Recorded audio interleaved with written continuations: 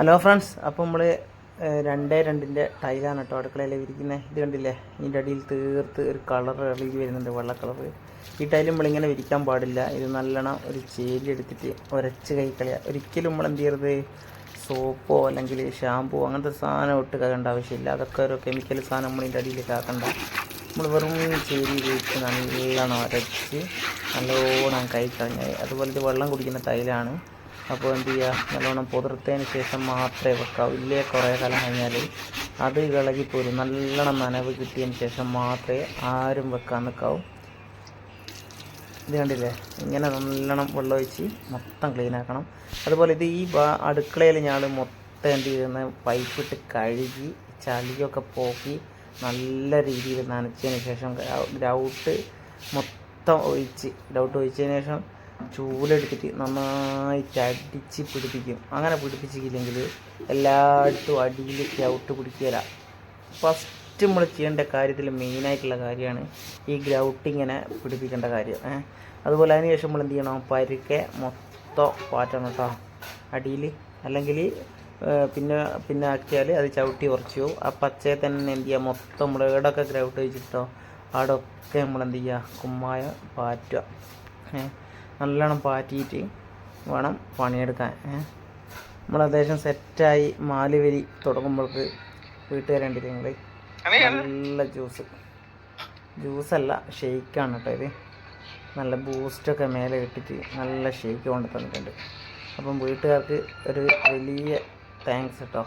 കാരണം ഭയങ്കര ചൂട് കാലാവസ്ഥയാണിപ്പോൾ. അപ്പോൾ ഈ ഒരു സമയത്ത് അങ്ങനെ ഒരു ജ്യൂസൊക്കെ കൊണ്ടുതന്ന ഒരു സന്തോഷമുണ്ട്. അതുപോലെ നമ്മൾ കുമ്മായം വിരിക്കുന്ന നേരം നല്ലോണം നനച്ചതിന് ശേഷം മാത്രമേ എന്ത് ചെയ്യാവൂ, കുമ്മായം വലിക്കാൻ നിൽക്കാവൂ. അതുപോലെ മാല് വിരിക്കുമ്പോൾ ഒരു കോലിൻ്റെ അറ്റം ചെറിയ രീതിയിൽ പൊന്തിച്ചിട്ടാണ് തുടക്കക്കാർ കോല് വലിക്കാൻ നിൽക്കാവൂ കേട്ടോ. അങ്ങനെ എന്ത് ചെയ്യുക, നല്ലോണം നന്നായി കോല് ഒരു ഗ്യാപ്പും ഇല്ലാത്ത രീതിയിൽ നന്നായി കോല് വലിച്ചതിന് ശേഷം ഗ്രൗട്ട് വയ്ക്കുന്നതിന് മുന്നോടിയായിട്ട് ചെറുങ്ങനെ നിങ്ങൾ എന്ത് ചെയ്യണം, കുമ്മായം ഒന്നുകൂടി എന്ത് ചെയ്യണം, മേലെ കൂടി പാറ്റി കൊടുക്കുന്നത് നന്നായിരിക്കും കേട്ടോ. പണി 3-4 തരത്തിലുണ്ട്. അതെങ്ങനെ പണിയാണെന്ന് നിങ്ങൾ ഓരോരുത്തരും മനസ്സിലാക്കിയിട്ട് ചെയ്താൽ മതി. അപ്പോൾ നമ്മൾ എന്ത് ചെയ്യുക, ഈ ഒരു പീസ് ഇങ്ങനെ അവിടെ നിന്ന് ഇങ്ങോട്ട് വെച്ച് വന്നിട്ടുണ്ട്. അപ്പോൾ ഇങ്ങനെ ഗ്രൗട്ട് എന്ത് ചെയ്യുക, നല്ല രീതിയിൽ നല്ലോണം ഒഴിച്ച് കൊടുക്കുക. എന്നിട്ട് എന്ത് ചെയ്യുക, കത്തി കൊണ്ട് വരിക. ചില ആൾക്കാർ കാണാൻ ഒരു പൂമ്പാറ്റേനെ വരക്കുന്നത് കത്തി കൊണ്ട്.